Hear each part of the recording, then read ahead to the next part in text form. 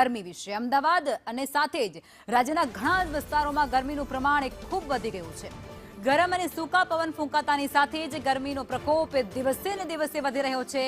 10 જેટલા મુખ્ય શહેરોમાં ગરમી 40 ડિગ્રીને પાર કરી ચૂકી છે અને રાજકોટ એ સૌથી હોટેસ્ટ સિટી જેમાં 42.4 ડિગ્રી તાપમાન નોંધાયું છે। સૌથી ગરમ શહેર રાજકોટ રહ્યો છે। આજે અમદાવાદમાં પણ 41 ડિગ્રી તાપમાન નોંધાયું છે તો ગાંધીનગરમાં 40.6 ડિગ્રી તાપમાન નોંધાયું છે અને આ તરફ ભુજમાં 40.8 તો સુરેન્દ્રનગરમાં 41.5 ડિગ્રી તાપમાન રહ્યું છે। ગરમીનો પ્રકોપ તમામ વિસ્તારોમાં જોવા મળ્યો છે। ડીસામાં 40.2 ડિગ્રી તાપમાન રહ્યું તો વડોદરામાં 41.4 અને અમરેલી પંથકમાં 41.7 ડિગ્રી તાપમાન નોંધાયું છે અને આ તાપમાન હજુ પણ આવનારા દિવસોમાં વધે તેવી શક્યતા પણ હવામાન વિભાગ તરફથી વ્યક્ત કરવામાં આવી છે। તો ગરમ અને સૂકા પવન ફૂંકાઈ રહ્યા છે અને તેને કારણે રાજ્યભરમાં ગરમીનો પારો સતત ઊંચકાઈ રહ્યો છે, સતત ઊંચો જઈ રહ્યો છે અને એ પારો 43 ડિગ્રી વટાવી જાય તો તેમાં કોઈ નવાઈની વાત નથી, કારણ કે અત્યારે રાજકોટ શહેર સૌથી ગરમ શહેર રહ્યું છે જેમાં 42 ડિગ્રી ઉપર તાપમાન નોંધાઈ ચૂક્યું છે। अलग अलग विस्तारों गरमी खूब वधी रही है।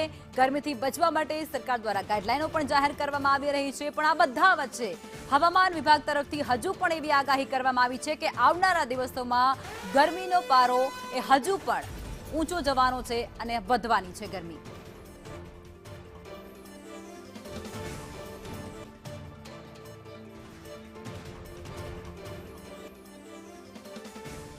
અને આજ મુદ્દે अलग अलग શહેરોમાંથી અમારા સંવાદદાતા જે અમારી સાથે જોડાઈ ચૂક્યા છે, જેમાં રાજકોટથી મયુર જોડાયા છે અને વડોદરાથી કૃણાલ જોડાયા છે, તો સુરતથી મનીષ અમારી સાથે જોડાયેલા છે।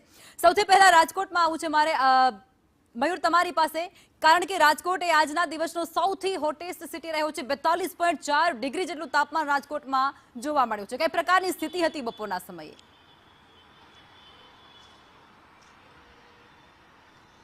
લખમાં રાજકોટની અંદર બપોરના લગભગ 2 વાગ્યાના અરસાની અંદર આ તાપમાન નોંધાયું છે। અત્યારે પણ 38 ડિગ્રી જેટલું તાપમાન છે રાજકોટના ટેમ્પરેચરની અંદર અત્યારે નોંધાઈ રહ્યું છે। 37.5 જેટલી ડિગ્રી છે એ અત્યારે બતાવી રહ્યું છે, પરંતુ બપોરના 42.5 છે એ સુધી તાપમાન રાજકોટના અલગ અલગ વિસ્તારની અંદર ખાસ કરીને જે પીક પોઈન્ટ વાળા વિસ્તાર છે ત્યાં જોવા મળ્યું હતું। રાજકોટ શહેરની સાથે સાથે સૌરાષ્ટ્રના જો તાપમાનની વાત કરીએ તો સૌરાષ્ટ્રભરની અંદર આજનો દિવસ સૌથી ગરમ નોંધાયો છે। એટલું જ નહીં, પરંતુ લોકો છે એને ખાસ એવી મુશ્કેલી બપોરના સમયે જોવા મળી હતી।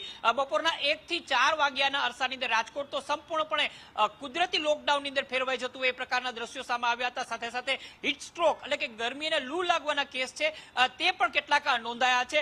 ખાસ કરીને ખાનગી હોસ્પિટલની અંદર લૂ લાગવાના, ગરમી લાગવાના અથવા તો હીટ સ્ટ્રોક લાગવાના કેસો છે એ સામે આવ્યા છે।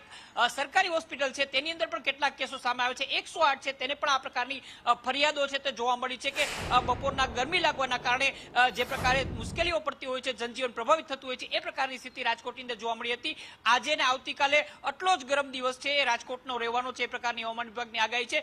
જે પ્રકારે ગરમી ધીરે ધીરે વધી રહી છે, આગામી એપ્રિલના દિવસો અને સાથે સાથે ચૂંટણીના દિવસો છે એ પણ અકળાવનારા બની રહેવાના છે। મે મહિનાની ભીષણ ગરમી છે એ પણ લાગવાની છે, એટલે રાજકોટવાસીઓને આગામી 1.5 મહિના સુધી કોઈ રાહત મળે એ પ્રકારના હાલ તો કોઈ સંકેત મળી નથી રહ્યા, એટલે રાજકોટવાસીઓને હજુ પણ આટલા જ આકરા તાપથી શેકાવવું પડશે। બિલકુલ। અને હવે મનીષ, સુરતની અંદર રાજકીય માહોલ તો ગરમાઈ ચૂક્યો છે, પણ ગરમી પાછી પાણી નથી કરતી, તો તમે સુરતની અંદર પણ એટલું તાપમાન વધી ગયું છે કે લોકો બપોરના સમયે ઘરથી બહાર નીકળવાનું ટાળી રહ્યા છે।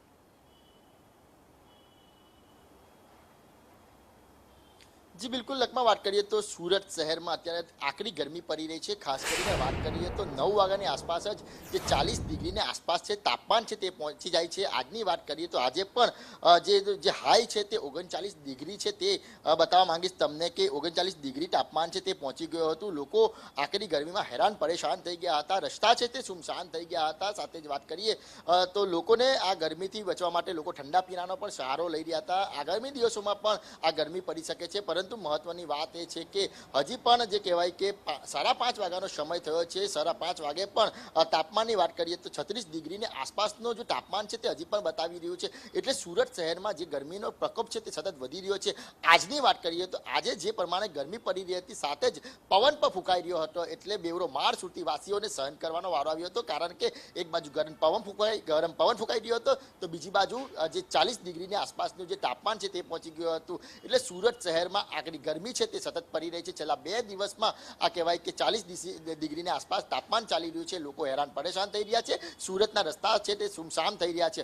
સાંજના સમયે પણ હું તમને બતાવવા માંગીશ કે અત્યારે પણ જે કહેવાય કે જે 36 ડિગ્રીની આસપાસ જે તાપમાન છે તે સતત ચાલી રહ્યું છે. એટલે સુરત શહેરમાં આગામી દિવસોમાં પણ હજી પણ જે હવામાન નિષ્ણાતો કહી રહ્યા છે કે આકરી ગરમી પડશે. સુરત શહેરની વાત કરીએ તો સુરત શહેરના અનેક વિસ્તારોની અંદર જે પ્રમાણે ગરમી પડી રહી છે, લોકોના જે રસ્તા છે તે સુમસાન દેખાય. એટલે કહેવાય કે દક્ષિણ ગુજરાતમાં ભારે ગરમી પડી રહી છે, જેના કારણે લોકો અને મનીષ હજુ પણ આગાહી એવી છે કે ગરમી વધશે.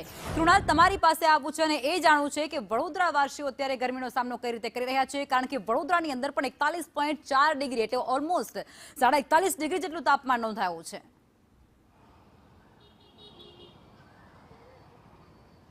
લખમાં વડોદરાની પરિસ્થિતિ એ છે કે જ્યારે સૂર્ય મધ્યાહને આવે છે ત્યારે 41 ડિગ્રી તાપમાન હોય છે. અને આપણે બતાવીશ કે હાલમાં પણ જે તાપમાન છે તે 38 ડિગ્રી છે. એટલે કે મધ્યાહન એટલે કે 2 વાગે લગભગ 41 ડિગ્રી જ્યારે તાપમાન હોય તો જ્યારે 5:30 વાગ્યાનો સમય હોય ત્યારે સામાન્ય પરિસ્થિતિમાં 5 થી 6 ડિગ્રીનો ઘટાડો થવો જોઈએ. પરંતુ હાલ જે રીતે આ ગરમીનો માહોલ વધતો જઈ રહ્યો છે એટલે 2 કે 3 ડિગ્રીનો જ ફરક જોવા મળી રહ્યો છે. અને જે રીતે પવન પણ ફૂંકાઈ રહ્યા છે તે પણ ગરમ ફૂંકાઈ રહ્યા છે. અને તેના કારણે આજે રાવપુરા વિસ્તાર સૌથી વ્યસ્ત વિસ્તાર છે.